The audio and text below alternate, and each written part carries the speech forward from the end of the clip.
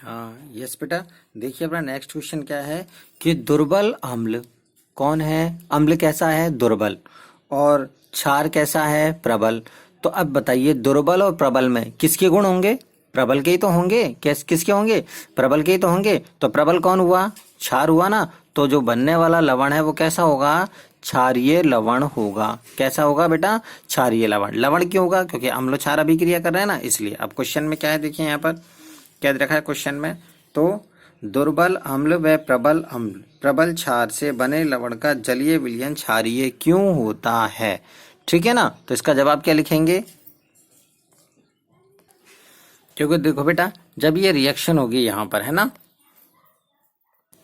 CH3COOH ion है, ये क्या हो जाएगा, फ्री अवस्था में रहेगा और वाटर से रिएक्शन कर लेगा, और वाटर से रिएक्शन कर लेगा तो फिर OH माइनस आयन की क्वांटिटी यहाँ पर प्रेजेंट होगी, है ना, उपस्थित होगी, इसलिए ऐसा हो जाएगा। ठीक है।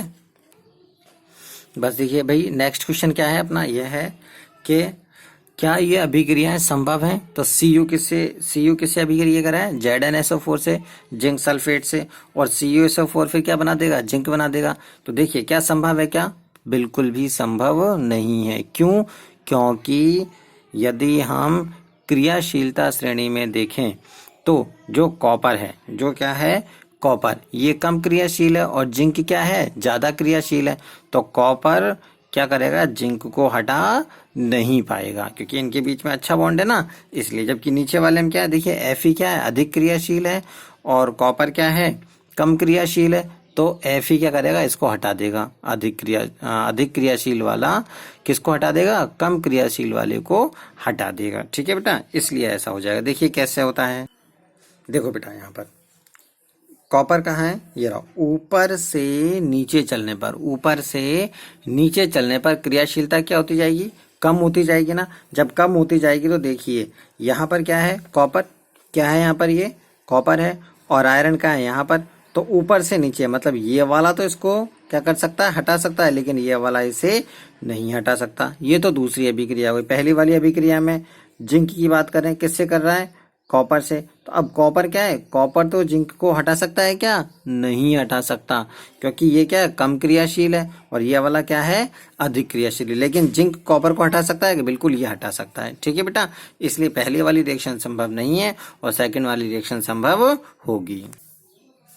देखिए बेटा नेक्स्ट क्वेश्चन है, निम्नलिखित अभिक्रियाओं में ऑक्सीकरण अपचयन को पहचानिए। ऑक्सीकरण को, अपचयन को, और ऑक्सीकरण अपचयन मतलब कि रिडॉक्स अभिक्रिया को पहचानना। देखिए पहला वाला क्या है, C+O2, C+O2, O2 बोले तो ऑक्सीजन, तो ऑक्सीजन जुड़ रहा है ना किसी पदार्थ में। जब किसी भी पदार्थ में ऑक्सीजन जुड़ता है तो इस प्रकार की अभिक्रिया कहलाएगी ऑक्सीकरण। तो ऊपर वाली कौन सी हो जाएगी, ऑक्सीकरण हो जाएगी। ठीक है। इसी प्रकार से दूसरा वाला देखिए, Mg+Cl2, Cl2 मतलब क्लोरीन, और क्लोरीन खुद कौन सा है, इलेक्ट्रोपॉजिटिव इलेक्ट्रोनेगेटिव है, मतलब कि विद्युत ऋणीय विद्युत धनी है। तो यह है विद्युत ऋणी, क्योंकि इस पे ऋणावेश आता है ना क्लोरीन पे, अधातु है, इसलिए। तो अब देखिए इसमें कौन जुड़ रहा है, क्लोरीन किस में जुड़ रहा है, मैग्नीशियम पे जुड़ रहा है ना, इसीलिए इसे क्या बोले। अब देखो इलेक्ट्रोनेगेटिव मतलब कि विद्युत ऋणी तत्व का किसी पदार्थ में जुड़ना क्या कहलाता है, ऑक्सीकरण। तो ये भी क्या है, ऑक्सीकरण हो जाएगा। ठीक है बेटा।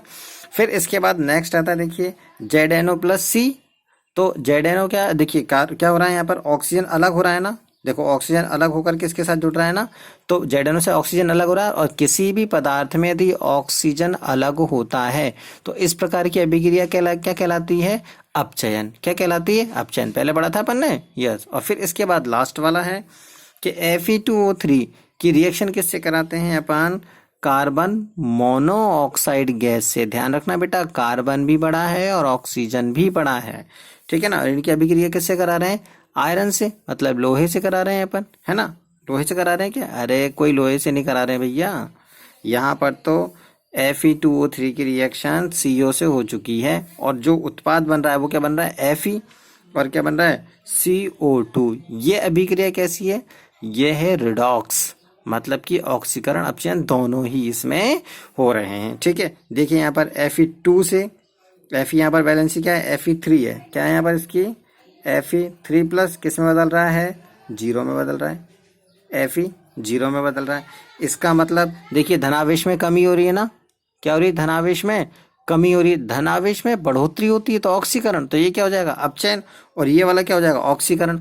सर ऑक्सीकरण कैसे पहचानेंगे, अरे भाई देखो ना यहाँ पर कितना है, एक ऑक्सीजन है और यहाँ पर कितने ऑक्सीजन हो गए, दो, मतलब ऑक्सीजन की संख्या बढ़ गई ना।